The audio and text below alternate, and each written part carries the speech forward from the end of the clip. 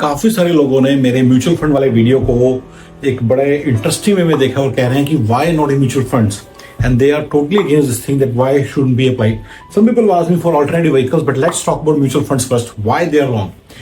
देखिए, mutual fund को समझने की सिंपल सी बातें समझते हैं कि कौन सी गलत हरकतें कर सकता है म्यूचुअल फंड मैनेजर जो आप जिसका आप विक्टिम बन सकते हो, सिंपल विक्टिम बन सकते हो। ठीक है, पहली चीज वो क्या कर सकता है, वो खुद के पर्सन, जैसे उसने, क्योंकि लार्ज फंड उसका म्यूचुअल फंड है, राइट, मतलब 100 करोड़ का म्यूचुअल फंड है, वो कुछ खरीदने वाला है, उसको खरीदने से पहले अपने वो शेयर्स अपने पैसे से अपने शेयर्स खरीद सकता है, पर्सनल, मेकिंग सेंस। फिर ऊपर चला है, फिर वो जब फिर बड़े पैसे से, यानी म्यूचुअल फंड वाले पैसे से उस शेयर को खरीद ले और फिर ऊपर चला जाएगा, फिर अपना बेच दे। You got my point? ये ऐसे कर सकता है। दूसरा, वो ये कर सकता है कि कोई कंपनी उसका इंटरेस्ट है उसमें 50%, 51% या कम है, 25%, 10% है, उस कंपनी के शेयर्स म्यूचुअल फंड का पार्ट बना सकता है। म्यूचुअल फंड से उस कंपनी को खरीद सकता है बेसिकली। ठीक है, अगर उसने खरीद लिया तो उसके शेयर्स ऊपर चले जाएंगे, तो वो अपन पर्सनल बेनिफिट के लिए कर सकता है, राइट। इसी तरह से कोई शेयर है जिसको उसने बेचना चाहता है हाई प्राइस, तो म्यूचुअल फंड के पैसे से उसको डलवा के वो ऊपर चला गया, तो उसको उस वक्त बेच के वो निकल सकता है, और म्यूचुअल फंड का तो जो बन रहा है सो बन रहा है। तो he can do number of things as fraudulent activity to your portfolio. ठीक है, मैं नोट्स बनाया, मैं देख लूं, बड़ा एक थोड़ा सा नोट्स भी देख लूं, दोबारा से बुराई तो नहीं किया।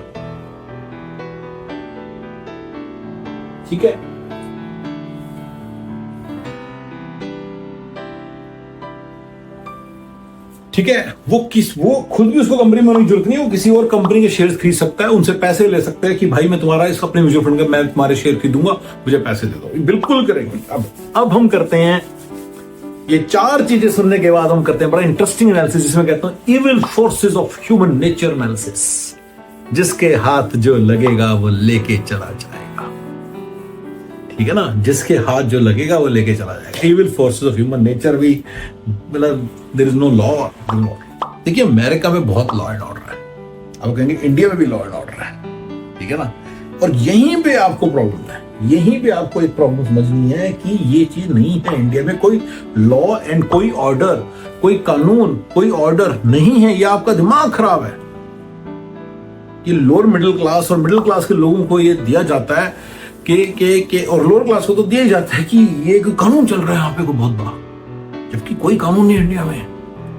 जिसके हाथ से जो लगा वो ले लेगा। अब मुझे बताओ कि एक फंड मैनेजर, उसके पास पावर है, वो क्यों नहीं करेगा? ये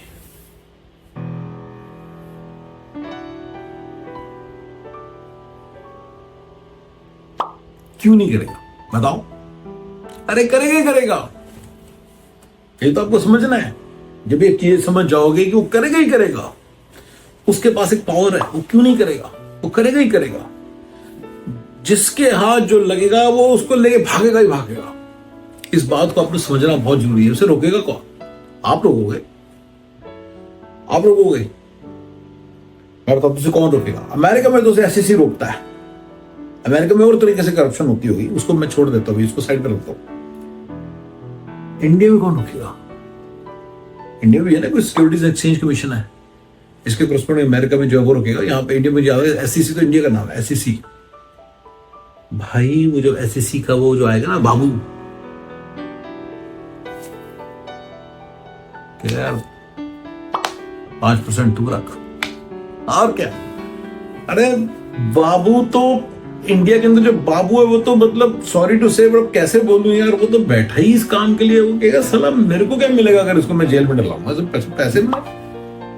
आपको ये बात समझना है गाइस, इंडिया में कोई लॉ एंड ऑर्डर नहीं है, और पोटेंशियली जो कर सकता मैंने बता दिया। तो मुझे बताओ वो क्यों नहीं करेगा? आप मुझे बताओ वो क्यों नहीं करेगा? क्या उसके ऊपर चेक्स एंड बैलेंसेस है कि वो ये चीज नहीं करेगा? अगर आपको लगता है कि नहीं लॉ एंड ऑर्डर है, तो अभी जाके पुलिस में कंप्लेंट कराओ कि यहाँ चोरी होगी, वो जो भी आपके साथ गलत हुआ, आपको आपकी नानी ना याद दिला दी पुलिस ने, तो मेरा नाम मतलब जो भी है समझ रहे हो? हाँ, अगर आपके पास पावर है, जिसकी मैं बात कर रहा हूं, फिर तो क्लियर हो गया ना, आप अपनी पावर के कारण बचे हैं। तो जिसके पास जो पावर है, जितनी बड़ी लाठी है, वो उसको चलाएगा। तो अंबानी कितनी बड़ी लाठी को कंट्रोल करता है, सोचते हो आप इस बात को? वो तो लाठी को चलाएगा ही चलाएगा, राइट? अंबानी कहां से आ गया? बड़े बड़े तौर पे सारे फिर कनेक्टेड है ना यार, सब फिर तो जो एक सर्टेन लाइन के ऊपर बैठे हैं फिर कनेक्टेड है, अंबानी के इशारे पे 10-12 म्यूचुअल फंड वाले काम कर रहे होंगे, इस तरह से सारे किसी न किसी मतलब उनके साथ काम कर रहे हैं, उनको उनकी ब्लेसिंग्स है। या म्यूचुअल फंड ओनर्स वो भी ऐसी बड़े इंडस्ट्रीज भी हो सकते हैं, राइट। ये सारे बंदे जो बैठे हैं, ये सारे बंदे जो बैठे हैं, आप इनके आगे पिद्दियो पिद्दी। आप कहोगे मैं तो पुलिस वाला हूं, मेरे पास तो बड़ी पावर है। अब तो पुलिस वाले गरीब के होते भाई साथ तो दे देता हूं भाई, राइट, क्योंकि इनके ऊपर भी बंदे बैठे हैं। यस, जब म्यूचुअल फंड वाला है पुलिस वालों की भी ले लेगा, ये रिलायंस वगैरह, तो डिपेंड्स ऑन द पावर। कोई फेयर गेम खेलेगा ही नहीं कभी भी, ये अपने दिमाग से निकाल दो, अपने दिमाग से निकाल दो ये बात। आप सिर्फ मुझे बताओ, आप मुझे बोल रहे हो कि ये है, तो मेरे को चेक्स एंड बैलेंसेस सारे गिना दो, और मैं अब और खुद ही सोच लेना कि वो चेक्स एंड बैलेंसेस में कौन उसको मानेगा। आपने कभी इंडिया में IRS सॉरी जो भी इंडिया की टैक्सेशन एजेंसी से बात की है? आगे सीधा पैसे की बात करते हैं। लॉर्डर की बात की है? पुलिस वाले आगे सीधा पैसे की बात करते हैं। तो म्यूचुअल फंड वाला क्यों नहीं सीधा पैसे की बात करेगा जिससे बात करनी है उसको? वो उसके साथ checks and balances, law and order क्यों डालेगा? पुलिस वाला ऐसे करता है आपके साथ। ये मैं सभी घर की सारी स्टेट्स की, मुझे नहीं पता आप कहां रहते हो, क्या करते हो, पूरे हिंदुस्तान को मैंने घसीट लिया इस बात में, और बिल्कुल फेयर घसीटा है मेरे ख्याल से। मैंने कोई गलती नहीं की है, ये मैं आपको पूरे उससे कह सकता हूं। ये प्रीटी में सारे, अब ये मत कहना कब अच्छा है, बड़ा अच्छा है, तो वो भी होते हैं अच्छे, नहीं, फालतू बात नहीं चल रही यहाँ पे, एक जनरल बात चल रही है ताकि क्लियर हो जाए सबको। इंडिया में कोई लॉ एंड ऑर्डर नहीं है, जिसकी लाठी उसकी भैंस, और म्यूचुअल फंड वाला आप उसकी लाठी है, उसी की भैंस होगी। आप मुझे चेक्स एंड बैलेंसेस गिनाओ, बस बात खत्म।